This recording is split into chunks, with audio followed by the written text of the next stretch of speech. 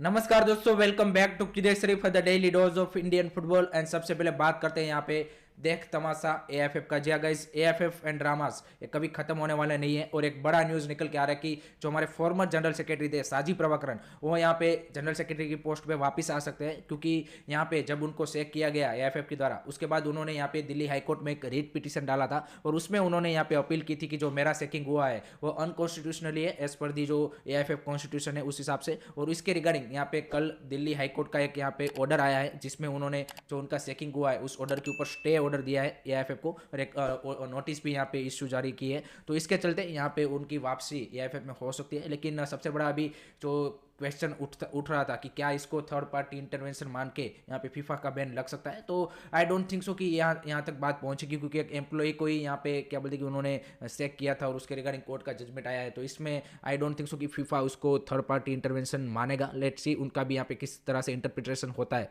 वो भी देखना इंटरेस्टिंग सा रहेगा। दूसरी साइड एक और चीज़ जो यहाँ पे इंटरेस्टिंग है, वो यहाँ पे अभी तक एएफएफ का कोई इसके रिगार्डिंग यहाँ पे क्या बोलते रिस्पॉन्स आया नहीं है। उनको भी यहाँ पे क्या बोलते कि कोर्ट ने क्या बोलते कि जवाब मांगा है उनसे। तो 20 दिसंबर को नेक्स्ट यहाँ पे हियरिंग है, तो उसमें यहाँ पे एएफएफ की ओर से भी कोर्ट में क्या रिस्पॉन्स आता है वो देखना इंटरेस्टिंग सा रहेगा। और जो साजी प्रभाकरन है, उन्होंने यहाँ पे कोर्ट में ये अपील की है कि जब से मेरा सेक हुआ है उसके बाद से मेरे को जो मेरा सैलरीज है, जो इंसेंटिव्स है, वो सारे पे किए जाए एएफएफ की ओर से और मेरे को फिर से जनरल सेक्रेटरी बनाया जाए। अगर मान जी कि वो एज ए जनरल सेक्रेटरी फिर से बनते हैं, देखिए एक एम्प्लॉई एंड एक ऑर्गेनाइजेशन का मामला है, उसमें जो भी वो एक अलग साइड है। लेकिन हम यहाँ पे इंडियन फुटबॉल के पर्सपेक्टिव से सोचते हैं कि क्या इसके इम्पैक्ट इंडियन फुटबॉल के ऊपर हो सकता है। तो भाई एक ऐसा बंदा है कि जिसको आपने मतलब ब्रीच ऑफ ट्रस्ट के चलते आपने उसके साथ चेक कर दिया, अब वही बंदा आपका जनरल सेक्रेटरी बन के अगर कोर्ट से ऑर्डर लेके अगर वापस आ रहा है, तो भाई वर्किंग रिलेशन कैसा होगा जो बाकी जो एएफएफ के ऑफिशियल्स है, प्रेसिडेंट है, आपके एग्जीक्यूटिव कमेटी के जो मेंबर है, उन सब के बीच में, क्योंकि वही सारे थे जिन्होंने तो इसको निकाला था। अब यही बंदा वापस आ रहा है, तो ये जो वर्किंग रिलेशन है एक ऐसा हो गया, हम सबको पता है। तो इससे कहीं ना कहीं इंडियन फुटबॉल ही अफेक्ट होने वाला है। और दोनों साइड से आई थिंक जिस तरह से सारी चीज़ें हैंडल की गई है, मतलब एक चीज़ तो पक्की बात है कि हम कई कई बार बात करते हैं कि भाई इंडियन फुटबॉल इस फैक्टर की वजह से यहाँ पे क्या बोलते हैं आगे नहीं बढ़ पा रहा है, ये फैक्टर है, क्रिकेट है, वो है, सारी चीज़ें। लेकिन जो सबसे बड़ा फैक्टर आई थिंक मेरे को लगता है कि इंडियन फुटबॉल को आगे बढ़ने से इतने सालों में, ये मैं अभी एक इंसिडेंट की बात नहीं कर रहा हूँ, over the years I think जो सबसे बड़ा हर्डल बना है या फिर सबसे बड़ा जो हार्म किया है, वो है यहाँ पे इसके जो एडमिनिस्ट्रेटिव या फिर जो इसको रन करने वाले बंदे हैं उसकी ओर से। क्योंकि इन्होंने जितना इंडियन फुटबॉल को हार्म किया है, आई डोंट थिंक सो कि आउटसाइड फैक्टर उतना हार्म कर सकते थे। क्योंकि ये लोग दिखाते हैं कि हम यहाँ पे इंडियन फुटबॉल को सर्व करने आए हैं, हमारा सेल्फलेसली हम वर्क करते हैं, सारी चीज़ें करते हैं, एंड हमारा जो फर्स्ट प्रायोरिटी इंडियन फुटबॉल है। लेकिन इन सब की जो फर्स्ट प्रायोरिटी होती है वो सिंपल सी होती है, अपनी जेब भरना, अपने पर्सनल गेन के लिए ही आते हैं। किसी को भाई घंटा फर्क नहीं पड़ता कि इंडियन फुटबॉल आगे बढ़े या ना बढ़े। और साजी प्रभाकरन नो डाउट उन्होंने जो केस लड़ा, सारी चीजें है, तो आप भाई नो डाउट आपका जो इंसेंटिव्स है, सारी एज ए वर्क एम्प्लॉय जो भी चीज़ है आप कीजिए। आप आउटसाइड होके भाई आप काम कीजिए ना इंडियन फुटबॉल में। ऐसा है कि जनरल सेक्रेटरी बन के आप काम कर सकते हैं।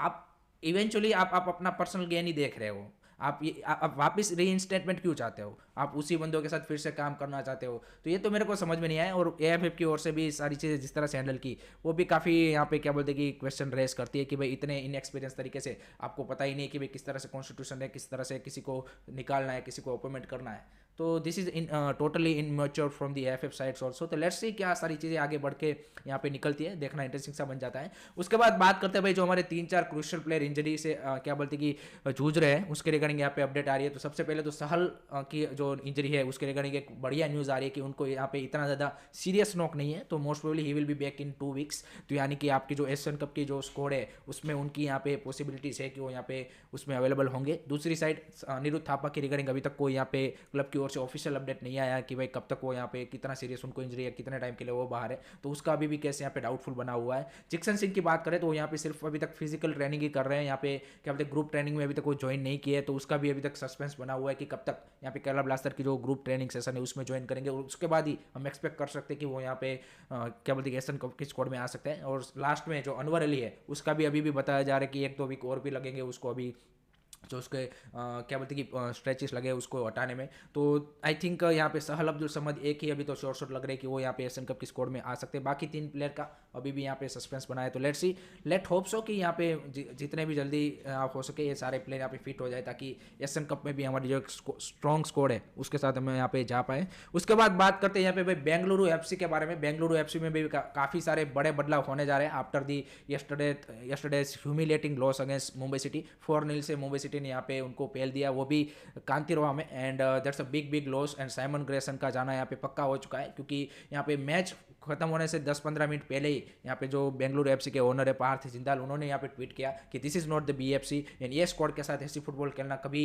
यहाँ पे क्या बोलते हैं जस्टिफाई नहीं करता, और बेंगलुरु एफसी जहाँ जो स्टैंडर्ड सेट किया है उससे काफ़ी ज़्यादा लोअर है, और उन्होंने क्लियरली मेंशन किया है कि चेंजेस आर कमिंग। एंड उसमें एक तो सबसे बड़ा जो आई थिंक दिख ही रहा है कि होगा ही होगा, वो आई थिंक साइमन ग्रेसन का सेक जरूर होंगे। और साइमन ग्रेसन ने भी जो पोस्ट मैच कॉन्फ्रेंस है उसमें एक चीज़ बोली कि यहाँ पे जिस तरह का हमने ह्यूमिलेटिंग लॉस लिया है, उसके बाद जो क्राउड का सपोर्ट था, उसके बाद उन्होंने बोला कि वो मैं उससे काफ़ी ज़्यादा थैंक यू बोलना चाहूँगा, क्योंकि अगर इसी तरह का लॉस अगर मैंने इंग्लैंड के किसी क्लब के लिए किया होता तो भाई वहाँ का जो क्राउड है वो भाई आपको इतने ज़्यादा एब्यूज़ करते, सारी चीज़ें करते, लेकिन बेंगलुरु के क्राउड ने मेरे को वो नहीं किया, तो वो एक अच्छी बात है। दूसरा, उन्होंने प्लेयरों के ऊपर भी थोड़ा सा ब्लेम डाला है यहाँ पे, जो भी इस सीज़न का परफॉर्मेंस रहा है बेंगलुरु एफसी का। उन्होंने बोला है कि प्लेयरों के अंदर से वो एक डिज़ायर, वो हंगर नहीं देखता कुछ प्लेयरों के अंदर से, एंड आई थिंक मैं थोड़ा सा इसे एग्री करूँगा, क्योंकि कल का भी अगर परफॉर्मेंस देखें, नो डाउट टेक्टिकली आप गलत हो सकते हो, आपके क्या बोलते हैं कि प्लान है वो यहाँ पे गलत हो सकते हैं, लेकिन प्लेयरों के अंदर से भी वो यहाँ पे जो कमिटमेंट, एक जो इंटेंसिटी दिखनी चाहिए थी, वो आई थिंक इस सीजन पूरी यहाँ पे क्या बोलते हैं कि बेंगलुरु एफसी की ओर से मिसिंग लग रही है। वो एज अ टीम यहाँ पे परफॉर्म करती हुई नहीं दिख रही है, यहाँ पे individual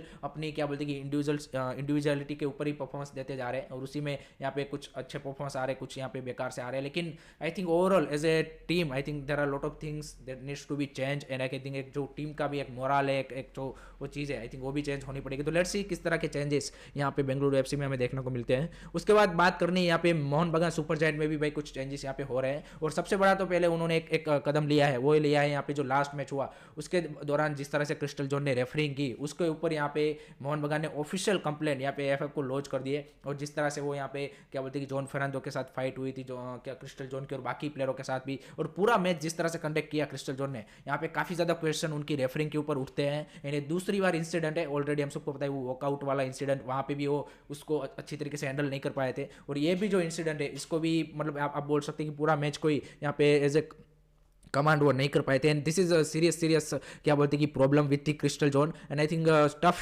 step has to be taken against him. I think चाहे भले ही इंडिया में रेफरीज की कमी हो, मतलब ऐसा नहीं होना चाहिए कि भाई बार बार एक ही रेफरी सेम तरह की मिस्टेक कर रहा हो और आप उसको बार बार मौके देते ही जाओ। I don't think so that will be the right way to क्या बोलते हैं कि portrait your league, and I think अब सही समय आ चुका है कि आपको यहाँ पे एक जो वीआर की डायरेक्शन में सोचना पड़ेगा, क्योंकि अभी यहाँ पे कल ही न्यूज़ निकल के आ रही है कि जो इंडोनेशिया है उन्होंने भी लीगा 1 जो उनकी लीग है वहाँ पे वीआर इस सीजन से इंप्लीमेंट किया है। 15 वीआर सिस्टम उन्होंने इंप्लीमेंट किए हैं, और उसकी कॉस्ट आई है 54 to 55 करोड़ पर सीजन, और उसमें उन्होंने 12 जो वीआर सिस्टम है वो यहाँ पे जो वी लीग में जिस तरह से क्या बोलते हैं वीआर लाइट की जो मोबाइल सिस्टम है उस तरह से, और 3 स्टेडियम में उन्होंने क्या बोलते हैं कि प्रॉपर वीआर जो है होता है उसको इंप्लीमेंट किया है। तो टोटल 15 वीआर सिस्टम उन्होंने लाया है, और कॉस्ट आया है 55 करोड़। तो हमको तो भाई 15 भी नहीं चाहिए, 12 ही यहाँ पे चाहिए। तो आई थिंक मोस्ट प्रोबेबली आप मान के चले कि 40-50 करोड़ में आपका पर सीजन आपका वीआर यहाँ पे इंप्लीमेंट हो सकता है इंडिया में, एंड एआईएफएफ को अब इस डायरेक्शन में सोचना ही पड़ेगा, क्योंकि जिस तरह की रेफरिंग कल के मैच में भी आप देख लीजिए, बेंगलुरु वर्सेस